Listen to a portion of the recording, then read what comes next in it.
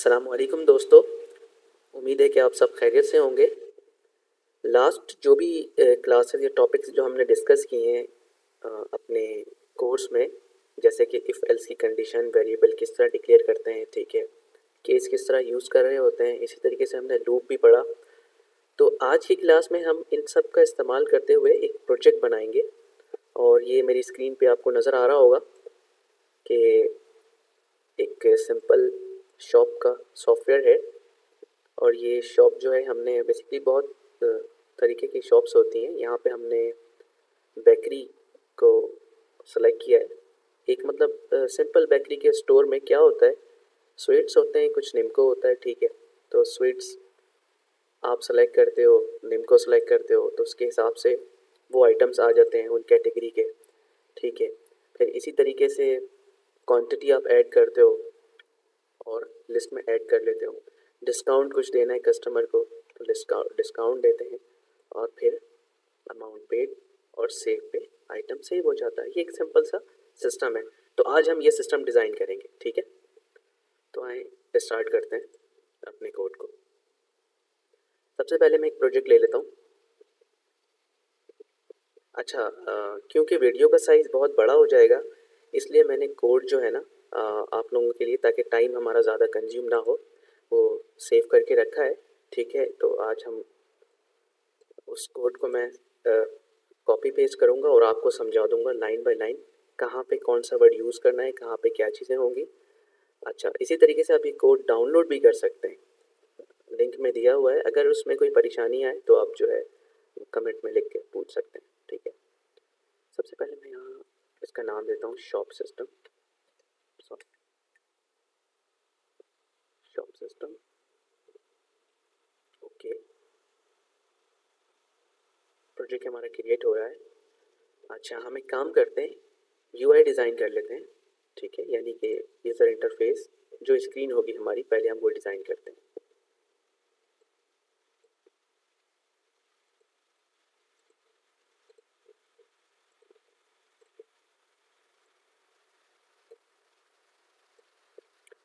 अच्छा, screen designing में हम ये काम करेंगे, सबसे पहले हमें एक हेडर लगाना है इस फॉर्म के टॉप पे। अच्छा, उससे भी पहले हम फॉर्म का नाम चेंज कर देते हैं।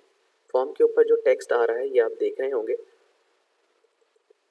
इसे मैं कर देता हूँ शॉप सिस्टम, ठीक है। अच्छा, इसी तरीके से बैनर लगाना है, तो बैनर के लिए या हेडर के लिए कोई इमेज शो करानी है, वहाँ पे हम कौन सा कंट्रोल यूज़ करते हैं, उसके लिए हमें पिक्चर बॉक्स लेना पड़ेगा, ताकि हम यहाँ पिक्चर शो करवा सकें। जिस तरह हमें इनपुट लेने के लिए इनपुट बॉक्स लेना होता है, क्लिक करवाने के लिए बटन लेना होता है, इसी तरीके से इमेज शो करवाने के लिए हमें यहाँ इमेज बॉक्स लेना होता है। मैंने एक पिक्चर डाउनलोड की हुई है डेस्कटॉप पे, तो मैं क्या करूँगा, यहाँ पे क्लिक करता हूँ। सबसे पहले तो हम अपने प्रोजेक्ट पे ही राइट क्लिक करके एक फ़ोल्डर बना लेते हैं, ठीक है, इमेज के नाम से, इमेज। और उसके बाद मैं उस इमेज को कॉपी करता हूँ और अपने इमेज के फोल्डर में पेस्ट कर देता हूँ, ठीक है। बैनर बेकरी लिखा आ गया। अब मैं यहाँ पे जाता हूँ, क्लिक करके चूज़ इमेज क्लिक करिएगा और यहाँ से लोकल रिसोर्स इंपोर्ट आप अपने प्रोजेक्ट में चले जाएं। मेरा जो प्रोजेक्ट है अभी वो सी ड्राइव प्रैक्टिस और शॉप सिस्टम के फोल्डर के अंदर रखा है इमेज, मैंने सेलेक्ट कर दिया, ठीक है, और ओके कर दिया। इसी तरीके से आप यहाँ पे कुछ ऑप्शंस होते हैं, इमेज के मूड साइज़ दे, साइज़ मूड है, यानी कि आप ऑटो रिसाइज करवाना चाहते हैं या फिर जूम करवाना चाहते हैं या सेंटर इमेज करवाना चाहते हैं, ठीक है, जो कि पूरे बॉक्स पे पूरे बॉक्स के सेंटर में आ जाएगा। मैं यहाँ पे करता हूँ स्ट्रेच। स्ट्रेच क्या करेगा, उस एरिया के हिसाब से इसको फिक्स कर देगा, ठीक है। अच्छा, ये तो हो गया हमारा इमेज। नेक्स्ट हम यहाँ पे एक कॉम्बो बॉक्स ले लेते हैं, ठीक है, यानी कि लिस्ट लेनी है हमें। उस लिस्ट को हम अपने सॉफ्टवेयर टर्म में इसे कॉम्बो बॉक्स कह रहे होते हैं, ठीक है। इस लिस्ट में आइटम्स आएंगे, ठीक है, आइटम्स आएंगे। तो इस लिस्ट का मैं नाम क्या रख देता हूँ, इस लिस्ट का नाम रखता हूँ इस लिस्ट का नाम मैंने डिफाइन किया जैसे कि कॉम्बो आइटम्स, ठीक है, कॉम्बो आइटम्स। अच्छा, इसी तरीके से यूज़र को कैसे पता चलेगा कि इसमें आइटम्स हैं, तो हम उसके लिए एक लेबल ले लेते हैं जिसमें हम लिख देते हैं सेलेक्ट आइटम्स, ठीक है।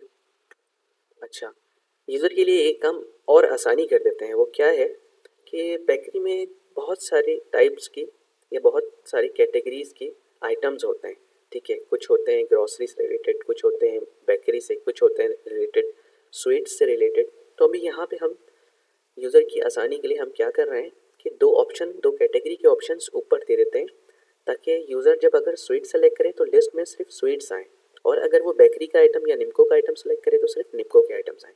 तो मैं यहाँ पे क्या करता हूँ, मैं यहाँ पे दो रेडियो बटन ले लेता हूँ। रेडियो बटन आपको पता होगा कि सिंगल सिलेक्शन के लिए यूज़ होता है, ठीक है, विजिबल सिंगल सिलेक्शन, ठीक है। एक रेडियो बटन पे एक का टेक्स्ट में करता हूँ स्वीट्स, ठीक है, और इसी तरीके से सेकंड बटन का टेक्स्ट मैंने कर दिया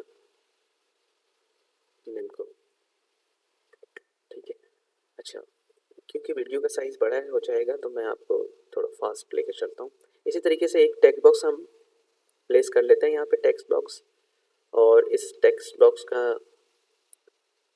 नाम हमने रखा txt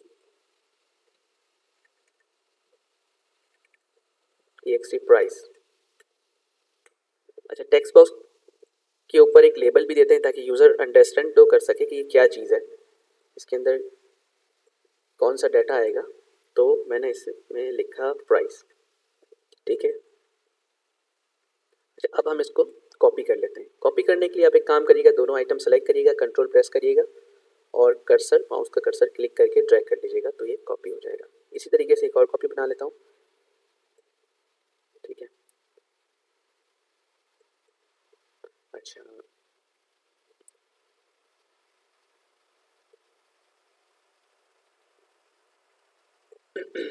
नाउ यहाँ पे आप डिफाइन करेंगे कि क्वांटिटी प्रॉपर्टी चाहता हूँ और क्वांटिटी, ठीक है। यूज़र आइटम सेलेक्ट करेगा, प्राइस इस बॉक्स में ऑटो आ जाएगा, और इसी तरीके से यूज़र ने सिर्फ और सिर्फ क्वांटिटी पुट करनी है तो यहाँ पे टोटल प्राइस भी ऑटो आ जाएगा।